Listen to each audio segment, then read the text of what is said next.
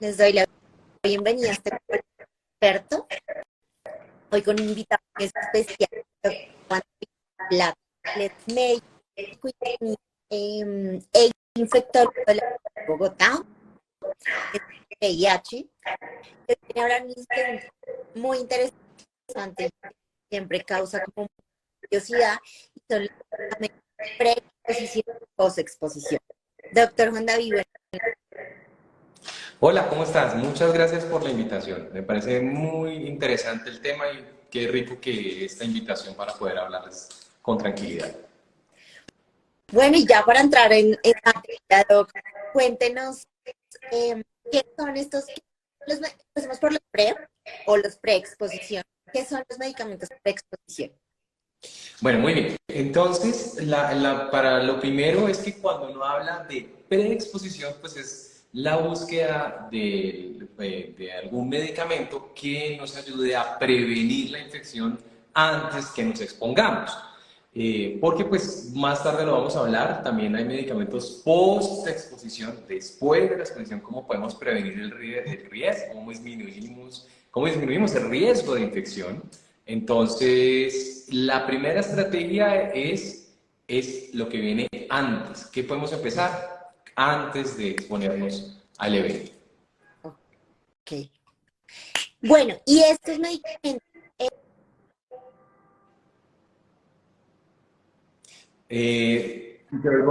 Te digo cortado. Sí, ya, mucho mejor. de- Decidí colocarme los estos porque se estaba escuchando el audio cortado. Bueno, Sí. estos medicamentos preexposición se usan para todas las infecciones de transmisión sexual o exclusivamente, por ejemplo, para el VIH, o hay uno para cada una. Bueno, muy bien. En este caso en especial, cuando hablamos de PrEP, digamos, se ha difundido o se ha asociado mucho al término exclusivamente al VIH, pero no es así. Tenemos estrategias para otras enfermedades como profilaxis preexposición, pero pues digamos que cuando uno oye el término PrEP, lo tiende a relacionar con VIH únicamente. Esto es muy importante porque es que sí es cierto que en los estudios se ha demostrado que muchos pacientes iniciaron el PrEP, los medicamentos que usamos para VIH, y descuidaron otras maneras de protección y las otras enfermedades se empezaron a ver en un alza. Entonces, eso es muy importante. Estamos hablando solamente de VIH en esta situación, pero hay que estar muy pilas para protegernos de las demás enfermedades. Ok, haciendo como un paréntesis ahí, Doc, ¿hay alguna manera completamente 100% segura de no tener infecciones de transmisión sexual antes de seguir con el resto? O, No hay un método 100% en medicina, jamás puede uno hablar del 100%, pero el PrEP sí se acerca siempre y cuando esté bien usado, mientras seamos juiciosos con la forma de usar el PrEP, sí nos acercamos al 100% en eficacia en protección. Entonces, que eso ya lo vamos a hablar ahorita más adelante. ok. ¿Y cuáles más o menos, bueno, y cuáles son los efectos secundarios que se pueden presentar cuando tomamos estos medicamentos? Muy bien, en Colombia tenemos dos medicamentos fácilmente. Desafortunadamente hay más, pero no nos han llegado. Pero de los dos medicamentos son tabletas. Hay diferentes formas de tomarlo, que eso ya se ajusta a cada paciente en especial. Los efectos adversos, afortunadamente, son medicamentos que son muy bien tolerados. La gran mayoría de pacientes lo toleran muy, muy bien. Mm, Y los efectos adversos se tienden a ver sobre todo en las primeras semanas de la toma, más o menos entre la segunda y tercera semana los síntomas empiezan a disminuir, porque estamos Ok. tomando un nuevo medicamento. Generalmente, ¿cuáles son? Lo que más se quejan los pacientes es más de como síntomas gastrointestinales, puede ser náuseas, gastritis, diarrea, dolores de cabeza, mareos y algo de alteraciones en el sueño, pero generalmente a medida que empiezan a tomarlo más seguido, más juiciosamente o más largo en el tiempo, después de 2 o 3 semanas, estos síntomas empiezan a bajar hasta que llega un punto en que la mayoría de pacientes no tienen ningún síntoma. Eso es en cuanto a referido por el paciente.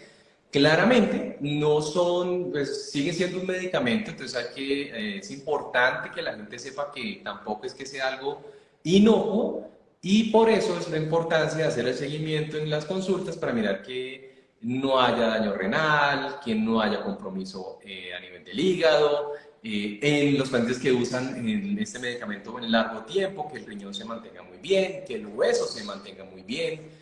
Entonces, pero en general, afortunadamente, es muy, muy bien tolerado.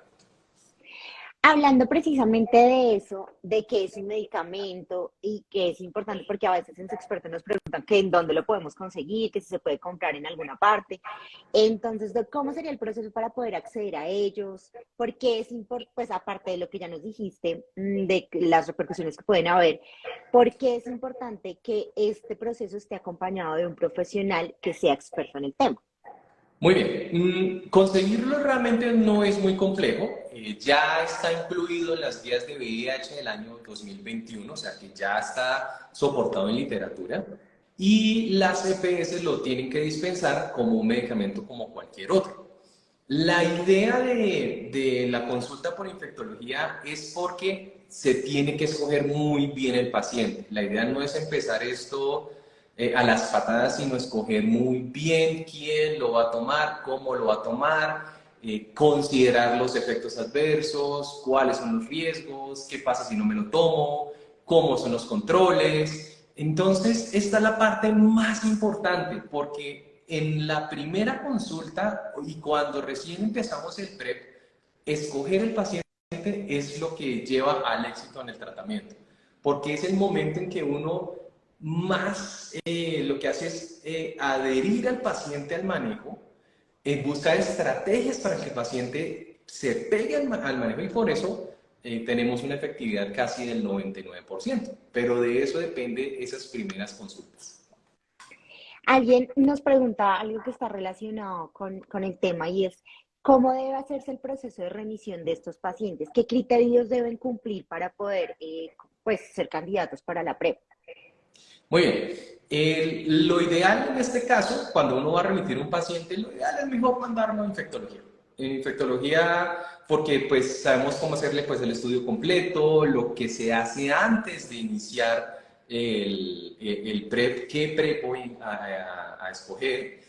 Pero para remitir el paciente, lo primero que tiene que haber es un paciente que quiera tomarlo. O sea, los pacientes tienden a buscarlo por voluntad propia, quieren buscar estrategias para cuidarse. Entonces, lo principal es que el paciente quiera.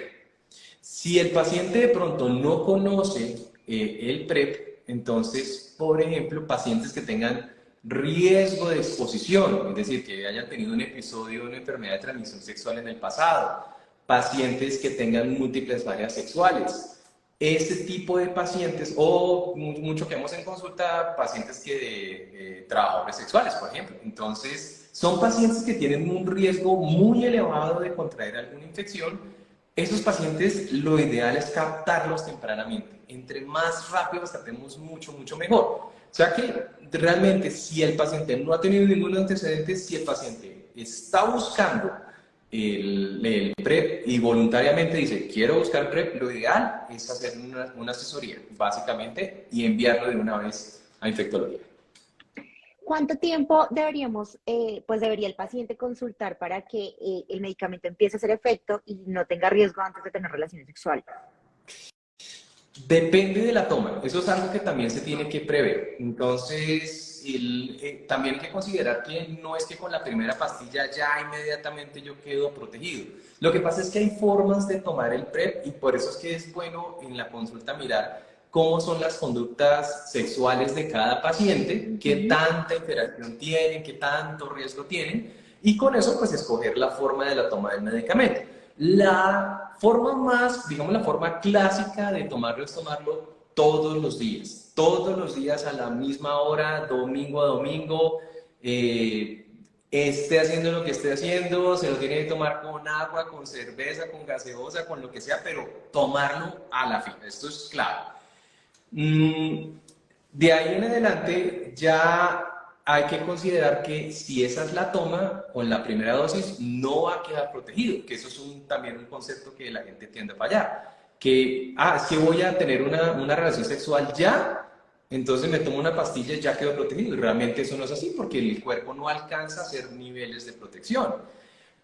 Hay otras formas, incluso en otras formas que son cuando las relaciones no son tan frecuentes, uno podría recomendar toma de dos dosis, o sea, dos pastillas 24 horas antes de la relación, una el día de la relación y otra después, en total serían cuatro.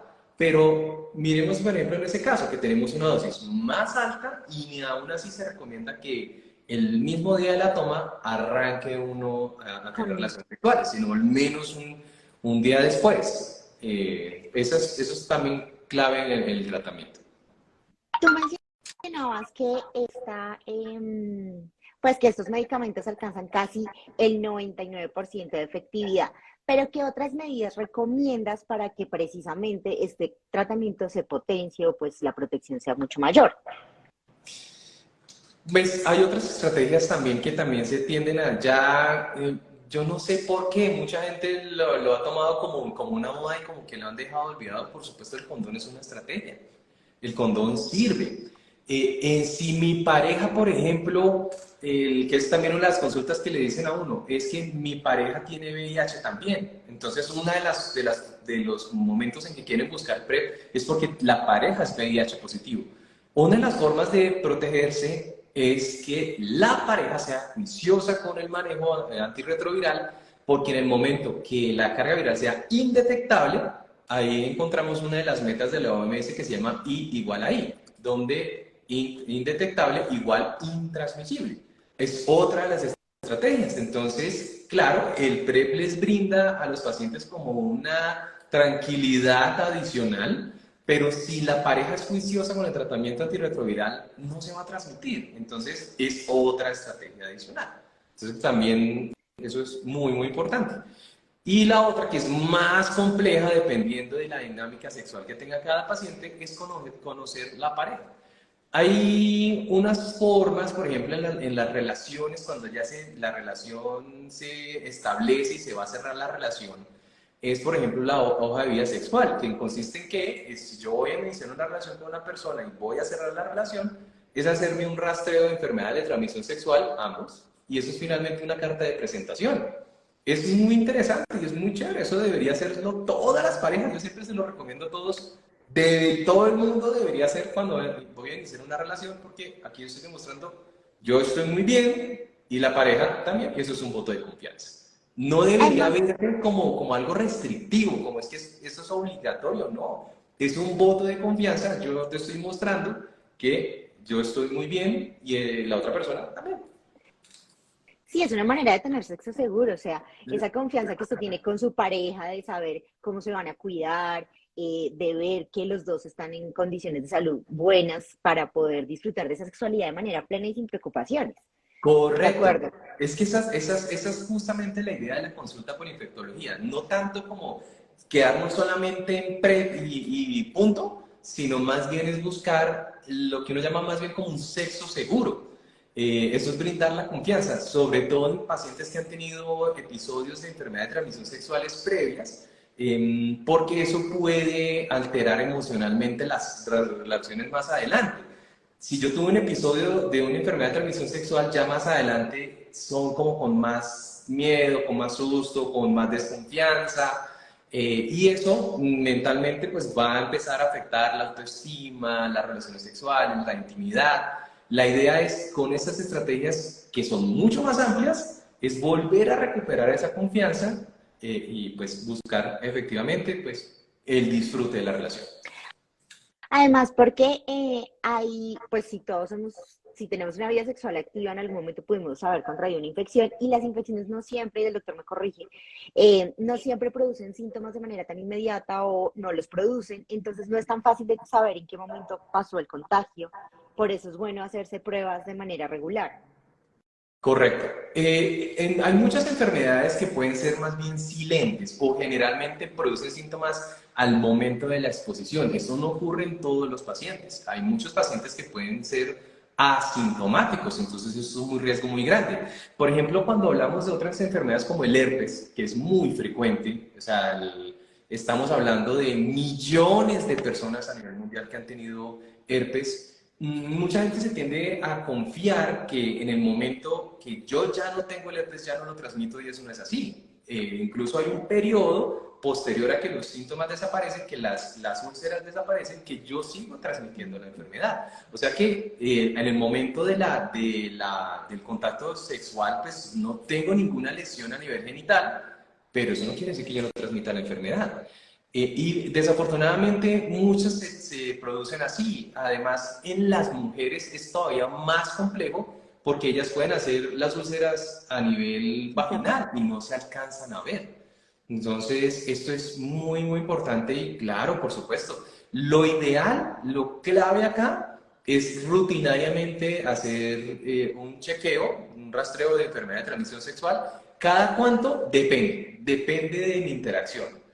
Es decir, si por ejemplo yo tengo una relación cerrada, somos dos y no hay nadie más, pues no valdría la pena hacer un chequeo tan frecuente, digamos, cada 2 o 3 meses, pues no vale la pena porque yo tengo una relación cerrada. Pero si la interacción es muy alta, digamos pacientes que tengan muchas parejas sexuales en un mes diferentes, que frecuenten swingers o orgías, pues el riesgo es mucho más elevado.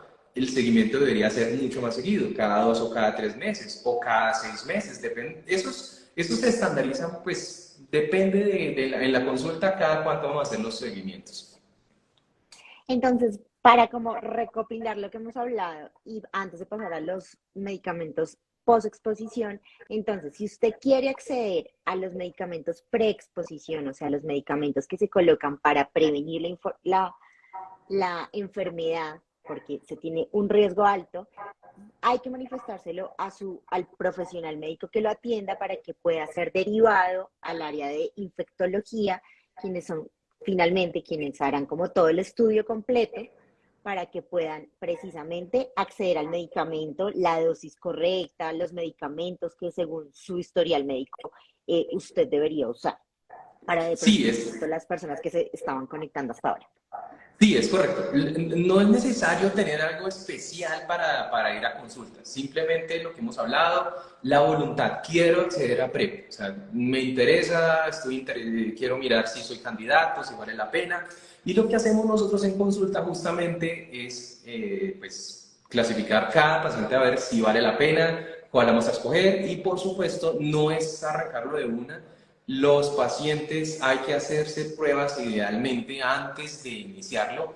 Hay que descartar que el paciente no tenga VIH, que no tenga hepatitis B, por ejemplo, porque pues en hepatitis B este es el tratamiento. O sea, estamos hablando de profilaxis para VIH, pero hepatitis B este es el tratamiento. O sea que nos tocaría cambiar el manejo hacia otro lado.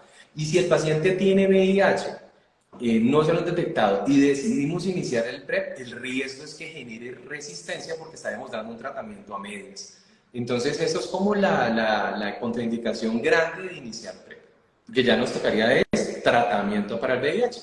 Pero para los que están conectando, vuelvo y les digo, lo ideal es que en la consulta de medicina general deseo asistir a PrEP, envíen mi infectología, ya está, no necesitan nada más y ya nosotros nos encargamos del resto. Como le dijo el doctor, son medicamentos que ya están incluidos en su plan obligatorio de salud en Colombia. De pronto para las personas que nos están viendo que no están en el país. Doc, aparte de las contraindicaciones de hepatitis y VIH, ¿hay alguna otra contraindicación importante para poder utilizar estos medicamentos? No, generalmente no. De pronto más sería en la conducta del paciente, porque es que, por ejemplo, un paciente que no tenga buena adherencia en el tratamiento, hay pacientes que tienen antecedentes muy fuertes, digamos un alcoholismo muy marcado, porque son pacientes que la adherencia tiende a bajar. Entonces son más bien como contraindicaciones relativas. Las que son absolutas es, por ejemplo, que el paciente haga una alergia al medicamento, por supuesto, que no, afortunadamente no es muy frecuente, que veamos que el paciente tiene muy mala adherencia, es decir, que un día me lo tomo sí, otro día no, cuando me acuerdo me lo tomo, porque son pacientes que se están exponiendo muy fácilmente, claramente no son pacientes candidatos a PrEP, o simplemente que el paciente diga, no, ya, me cansé de tomarlo, o no quiero tomarlo, cerré mi relación, ya no quiero tomar más PrEP, lo suspendemos. Pero igual para suspenderlo también es importante hablarlo con el profesional de salud que lo esté asesorando. Sí, por supuesto. Esto es importante porque como hace parte del seguimiento, tenemos que saber en qué momento el paciente decide suspenderlo, porque en cualquier momento, digamos lo que uno ve, como estamos hablando de una dinámica sexual individual, entonces los pacientes fácilmente le dicen a uno en consulta, no, encontré el amor de mi vida, ya no quiero tomar más PrEP, entonces uno en la historia ya sabe que el paciente quedó suspendido por ahora, pero puede pasar 3 meses y no, definitivamente me equivoqué, volví a las mismas, volvemos a hacer todo el estudio y miramos a ver si podemos iniciar el PrEP nuevamente. Y ahora sí, última pregunta respecto a este tema. ¿Hay alguna interacción entre medicamentos? De pronto que yo esté tomando un medicamento de base que pueda afectar o disminuir el efecto de los medicamentos preexposición, o al contrario, que los medicamentos preexposición puedan alterar de pronto el uso, el efecto de los anticonceptivos o de los, por ejemplo, los pacientes que tienen alguna enfermedad crónica y pues, por ejemplo, disminuye su efecto de, por ejemplo, medicamentos para la epilepsia, la diabetes, el hipotiroidismo. Afortunadamente, no. Afortunadamente, las interacciones de este medicamento tienden a ser muy, muy, muy bajas. No hay ninguna alteración en pacientes que estén tomando, digamos, anticonceptivos, se puede dar, no hay ningún problema. Incluso es un medicamento que se puede dar en el embarazo. Es un Ok, medicamento que sí. es muy noble para las embarazadas también. Y en pacientes, por ejemplo, que tengan insuficiencia renal crónica, ya uno podría cambiar la presentación del medicamento a uno que se llama tenofovir-alafenamida, que es mucho más noble también para el riñón. Ok, Esa es la idea de la listo. consulta, como tratar de resolver Tratar de esas sus, dudas. de sus Claro, por antecedentes. supuesto. Generalmente, digamos, lo que hacemos cuando el paciente empieza el PrEP, yo lo suelo ver al mes para mirar cómo fue la tolerancia, que yo no he presentado ninguna alergia, y porque en ese primer mes es donde salen todas las dudas. ¿Será que lo puedo tomar con comida? ¿Será que lo puedo tomar con alcohol? ¿Será que lo Ujú. puedo, qué pasa si me paso de media hora o 1 hora o 2 horas de la dosis del día? Y todas esas dudas las resolvemos en la siguiente consulta. Ok, Doc, ¿y pasa algo cuando uno no se la toma, que es una duda también frecuente, que no se la tome como a la misma hora? Sí, pues lo ideal es que uno lo tome a la misma hora por varias razones. Si yo empiezo a tener episodios en que un día me lo tomo a las 8, al día siguiente a las 8:30, al día a las 9, primero puede perder algo de efectividad del medicamento. Ok, No, tampoco es algo muy crítico si nos pasamos de esa hora, pero uno recomienda que sí ya, hay pacientes que no, lo estaba tomando a las 8 y me acordé a las 11, no, eso sí ya es una pérdida, un olvido muy largo. Pero también, si yo empiezo a tomármelo siempre a la misma hora, el cuerpo va generando un hábito. Entonces la gente dice, ah, ya es de noche, ¿qué horas son? Entonces a mirar la hora, ah, no, todavía son las 7. Pero entonces ya mentalmente y habitualmente se empiezan a adherir mucho más. Por eso uno sí recomienda, en la manera posible, llueve, trueno, relampaguee, sí a la misma hora para que generen ese hábito en la toma. ese hábito. Ok, la constancia. Bueno, ya hablamos de medicamentos que se toman antes de. Ahora vamos a hablar de los medicamentos que se toman cuando ya hubo una exposición al riesgo. Entonces, doctor, ¿qué son estos medicamentos? Bueno, en este caso es algo muy parecido, pero es un tratamiento que es más agresivo. Es porque yo ya tuve la exposición, o tengo la duda de tuve la exposición, es decir, por ejemplo, una violación. Una violación, pues no tengo la duda, hay que correr. O si me dicen, no, es que tuve una pareja sexual y me dijo al día siguiente que tiene VIH. Entonces, claro, mejor dicho, eso es para enloquecerse. O sea, con una noticia de estas, tengo muchos clientes que les han llegado así con el cuento, entonces, pues, hay que correr. Entonces, la estrategia, como yo ya me expuse, es un contacto muy fuerte, porque yo no tenía nada de protección. entonces la estrategia tiende a ser un poco más agresiva porque tenemos que eliminar el virus que está circulando en nuestro cuerpo para evitar una infección.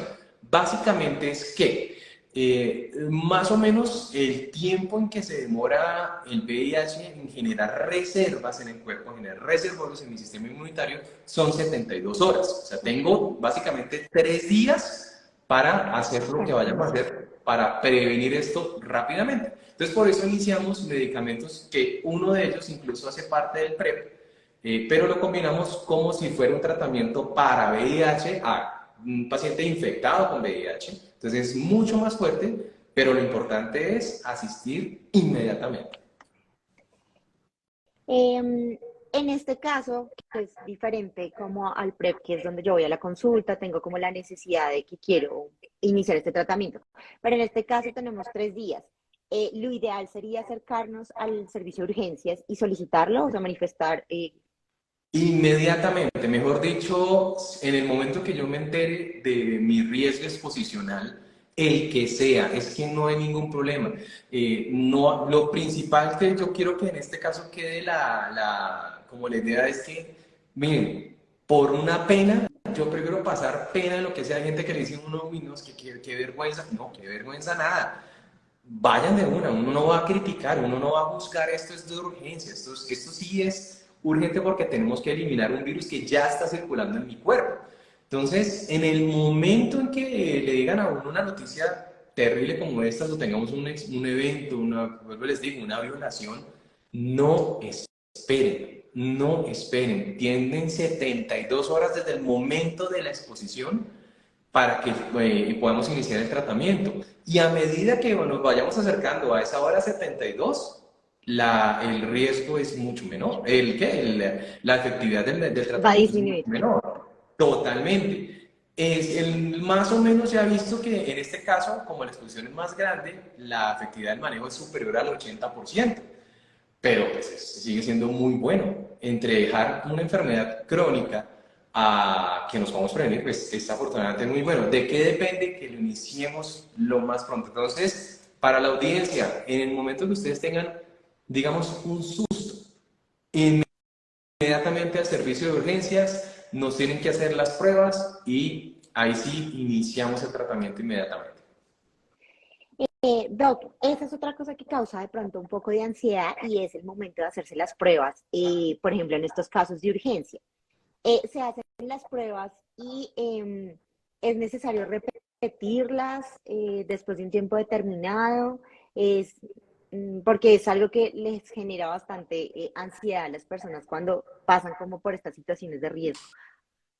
Sí, digamos que esa primera prueba que se realiza en urgencias realmente es como una ventana al pasado. O sea, no se va a ver en el momento, como ha pasado muy poco tiempo en la exposición, las pruebas son simplemente, nos sirven es para mirar antes, ese es el yo de antes de la exposición. O sea, que ese no me sirve para quedar tranquilo de que yo no tuve ahí exposición, que no me contagié, nada. Eso es nuestro punto de partida, pero sí es importante para mirar si como lo que hablamos al comienzo, muchos pacientes no saben que tienen una enfermedad de transmisión sexual si no se hacen esto rutinariamente. Entonces, a veces, si no lo hacemos así, tengo la exposición y yo digo, ah, me infecté en este momento. Resulta que yo tenía la exposición antes. Entonces, claro, los exámenes iniciales, los de urgencias, no tienen básicamente casi nada que ver con esta exposición y por eso tenemos que hacer un chequeo al mes y a los 3 meses. Esto también se debe hacer es porque muchas de estas enfermedades tienen un periodo que se llama un periodo de ventana. Es decir, es el tiempo en que se demora mi cuerpo en la exposición a positivizar una prueba.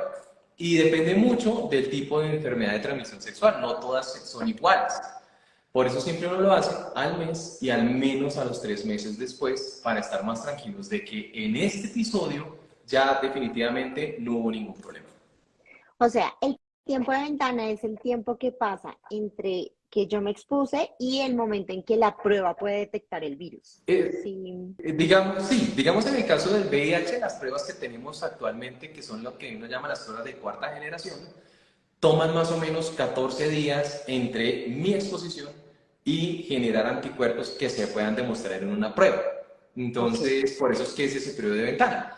Por eso es que también, si yo tuve mi exposición y veo VIH negativo, no, ya, quedé tranquilo que lo que me sucedió no hubo riesgo, no pasó nada. No, eso es mi pasado, eso es antes de la exposición, yo era VIH negativo. Entonces, Ok. por eso uno tiene que repetirla al mes, nos saltamos esa ventana, ese periodo de ventana, y vamos casi más a la fija, que las siguientes pruebas, si son positivas, sí, sí tienen más correlación con el episodio de exposición. En estas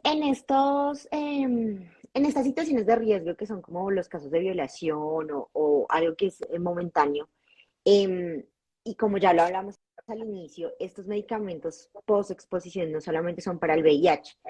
Hay otros medicamentos digamos que en ese momento, o sea, digamos que la profilaxis después de una violación, por ejemplo, ¿qué incluye, Doc?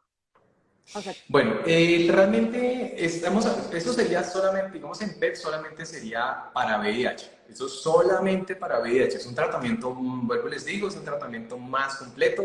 Es lo mismo que usaríamos en un paciente que ya tiene VIH, porque es como un ataque más intenso, mucho más fuerte. Pero eso es solamente VIH. Obviamente tenemos que buscar otras estrategias para prevenir otro tipo de infecciones, por ejemplo, bacterianas, una gonorrea, una clamidia. Entonces, cuando uno consulta para profilaxis post-exposición, vuelvo y les digo, no hay que esperar al infectólogo, no esperen al infectólogo. Eso es una urgencia y eso se hace todo dentro de urgencias.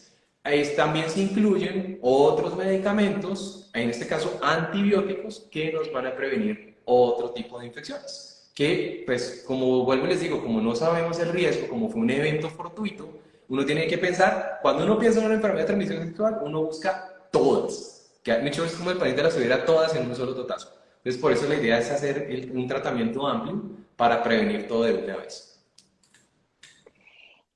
estos medicamentos PEP, igual que los PrEP, tienen algunos efectos secundarios que la persona deba conocer, pues que deba saber para saber qué es lo Y normal y qué es como lo...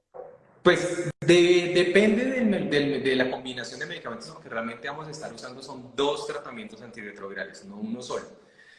Eh, Recientemente se han cambiado, pero bueno, recientemente eso es 2017, pero pues ya se actualizó, porque los medicamentos que se usaban antes, y ya me van a entender por qué hago esta aclaración, y los medicamentos que se usaban antes, eran muy fuertes para el cuerpo, demasiado, eran muy, muy intensos.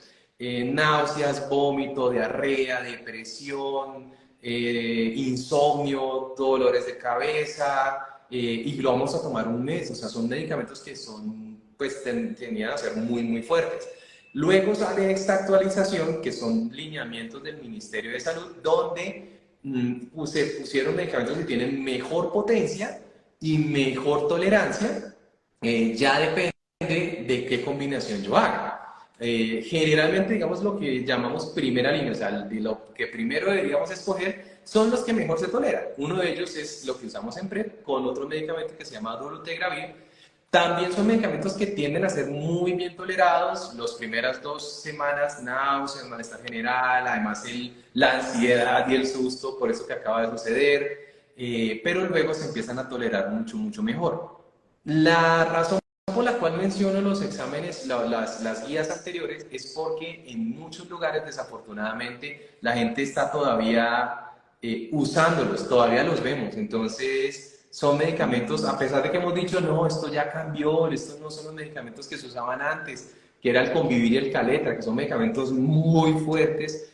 Estos ya no están, ya estamos usando otros medicamentos que son mucho más nobles, pero sí, sí hay una posibilidad, ya lo hemos visto, que en algunos servicios todavía les formulan a los pacientes esos medicamentos viejos y la van a pasar mal, se los aseguro, son medicamentos muy fuertes.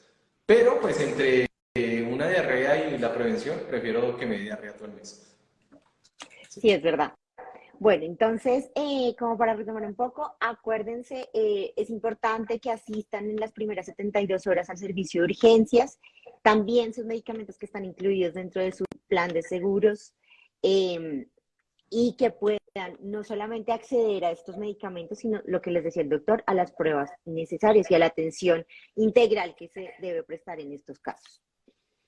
Em, ¿Qué otra cosa? Bueno, Doc, por ejemplo, hay, por ejemplo, el herpes que usted nos estaba contando, que es una enfermedad que se ha vuelto cada vez más común y que es una de las de las infecciones de transmisión sexual que no tiene cura, pero que se puede manejar.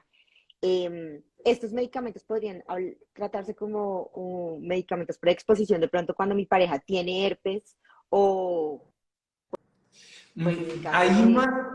Ahí más la estrategia en cuanto al herpes es más si yo soy el que tengo herpes. O sea, si Ok, yo soy el potencial transmisor, hay formas que se pueden hacer. No es solamente, digamos, enfocarse a que me aparecieron las lesiones e inicio manejo con antiviral. No, hay estrategias que han funcionado muy bien, sobre todo en pacientes que tienen esto recurrente, que tienen muchos episodios. Porque pues lo que hablamos desde el comienzo, es un paciente que tiene demasiados episodios, se confía de que en el momento que las lesiones desaparecieron ya no lo transmito y eso no es así. Más o menos estas lesiones pueden desaparecer en 10 días sin tratamiento y tengo una semana más o menos, en que todavía transmito el virus. O sea que tenemos casi 3 semanas del mes en que yo soy un potencial transmisor y tengo realmente una semana tranquilo. Entonces, lo que uno busca más es si el paciente de pronto es candidato a, si hay que dar tratamiento o si buscamos profilaxis para herpes, que también pues eso es otra pues, de las cosas que también se hacen en consulta. No todo el mundo es candidato a profilaxis para herpes, pero pues sería bueno para mí como infectado, como transmisor, es una de las cosas que se pueden plantear también en consulta. ok. Bueno, Doc, ya estamos llegando al final.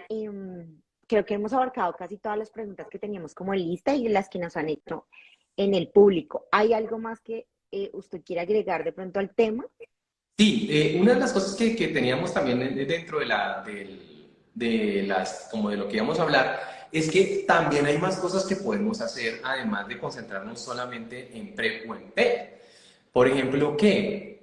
Las vacunas, la vacunación para VPH, la vacunación para hepatitis B, la vacuna para hepatitis A, son estrategias que nos sirven además para protegernos. Entonces ahí vamos quitando cosas de encima. Estamos hablando de VIH, nos quitamos también el riesgo de hepatitis A, hepatitis B, VPH. Tenemos ya 4 cosas que nos podemos cuidar en consulta. Entonces por eso cuando uno habla de consulta de PrEP realmente es más como consulta de sexo seguro y ya tenemos 4 estrategias para protegernos.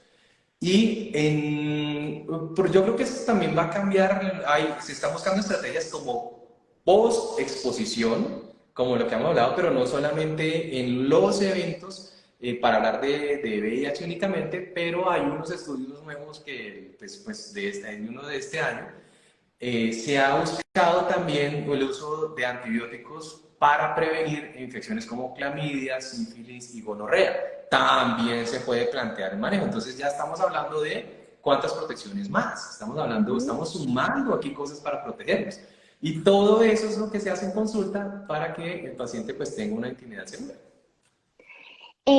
Por ejemplo, en el caso de la vacuna del VPH, sabemos que por el esquema que se tiene en Colombia está para niños de 9 y 12 años, pero digamos que los hombres o mujeres mayores, o pues mujeres que son no mayores, sino que pues pasan ya el umbral de las edades planteadas en el esquema, pueden acceder a esta vacuna.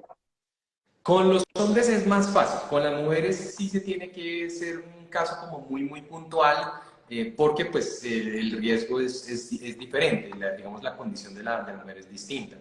Pero en los hombres, claro, o sea, la edad recomendada es hasta los 21 años, recomendado, pero nosotros eso lo podemos extender hasta los 45 años. Si el riesgo exposicional es más alto, se puede poner, incluso saliéndonos de ese esquema, paciente con factor de riesgo lo podemos poner incluso hasta los 45. Lo que pasa es que hay que pensar otra cosa, no solamente estamos hablando del VPH a nivel del cuello uterino, digámoslo por así decirlo, sino también estamos hablando de pacientes que tienen mucho riesgo de VPH, de condilomatosis anal. Esto es un lío, porque es que la condilomatosis anal, a menos que sea una lesión muy grande, puede que el paciente ni se dé cuenta. No le duele, no le molesta, la penetración no, no le va a incomodar, la defecación tampoco. Pero cuando ya son muy grandes ya se empiezan a volver incómodos. El problema no es ese. El problema es que si esto lo dejamos avanzar, es un paciente que tiene un riesgo muy elevado en muchos años a tener cáncer, así como cáncer en cuello uterino, cáncer anal. Entonces también es otra estrategia y la vacunación, claro, se puede hacer. Yo pienso que uno de los líos reales, que, para que la gente lo sepa también, a veces suele pasar, y lo veo muy frecuente en consulta, es que no les pongan la vacunación, sino que no se las incluya en la aseguradora, sino que tengan que comprarla. Que Eso es tenga que como una de comprar. las grandes peleas que tenemos todos los días con esto.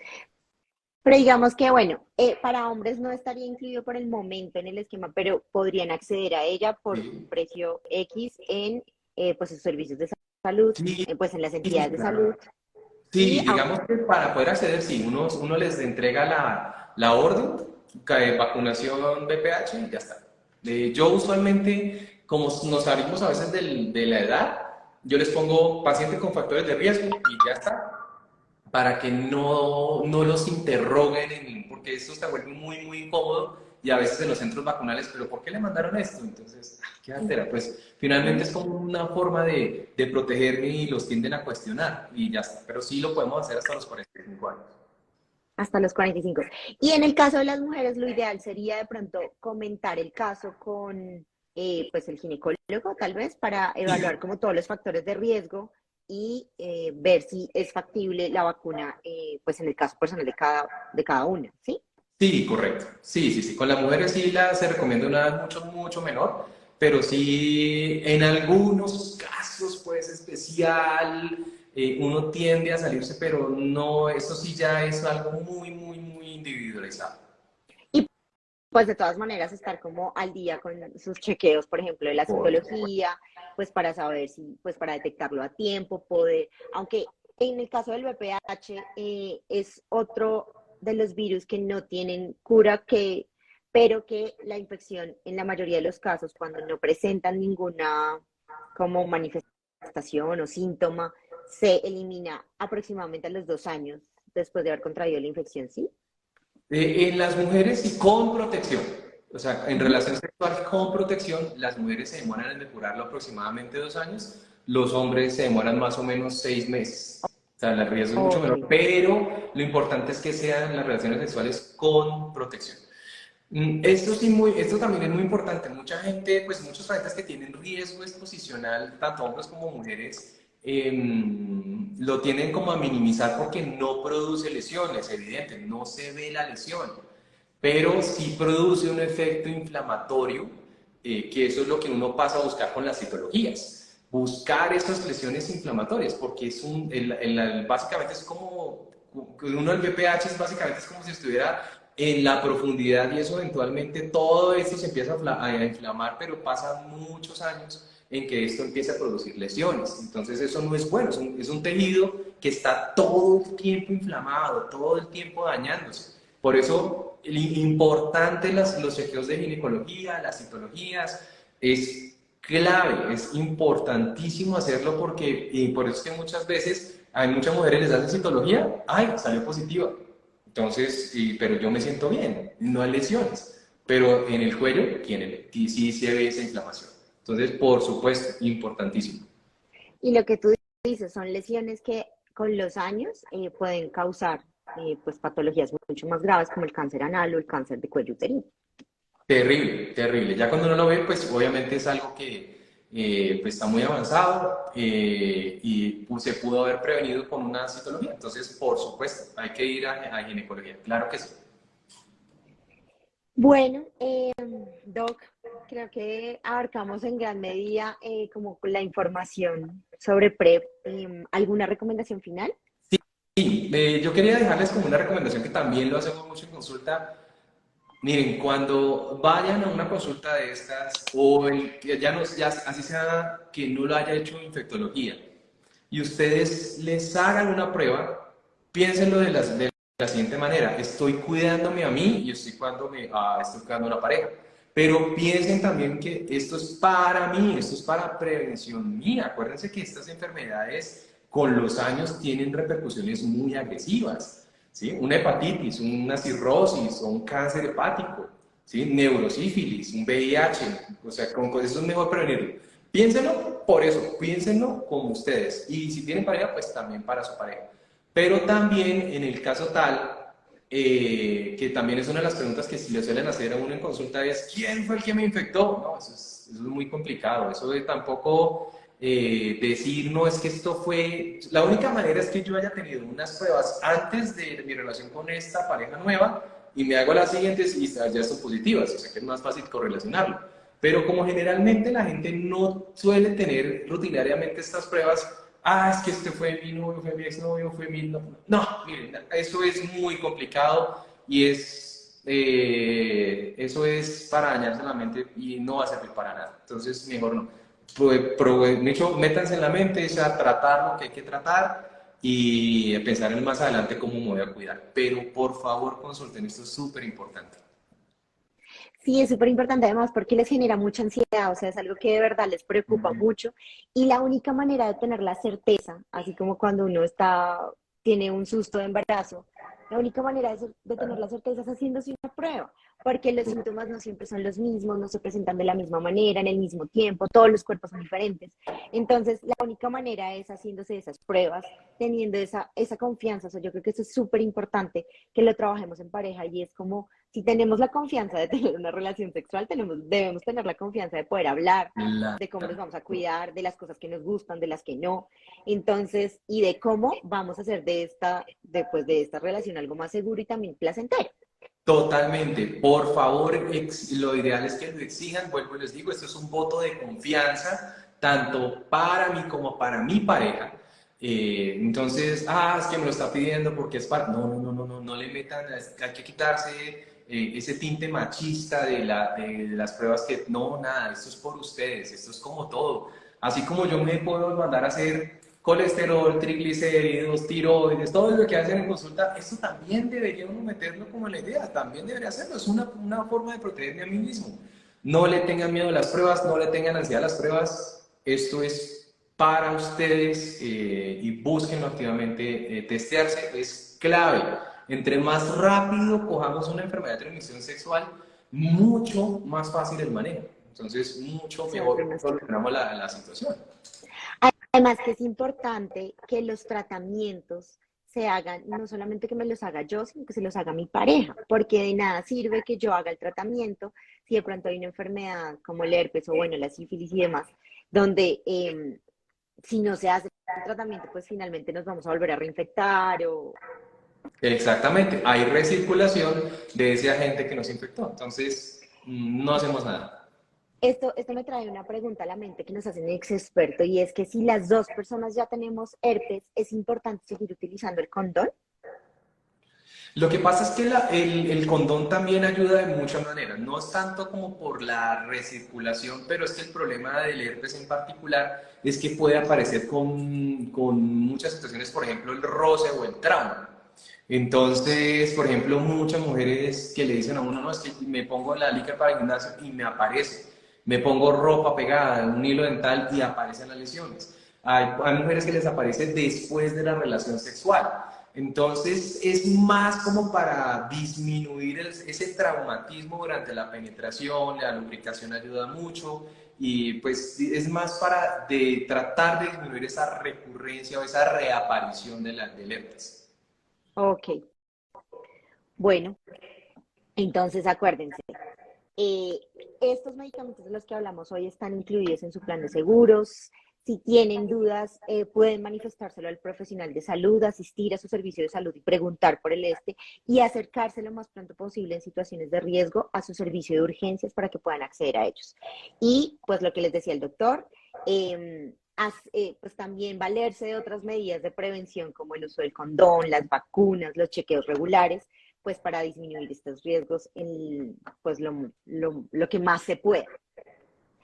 Claro que sí. Doctor Juan David, muchas gracias. Con mucho gusto. Muchas gracias por la invitación y ojalá pues nos veamos más adelante en otra charla como estas.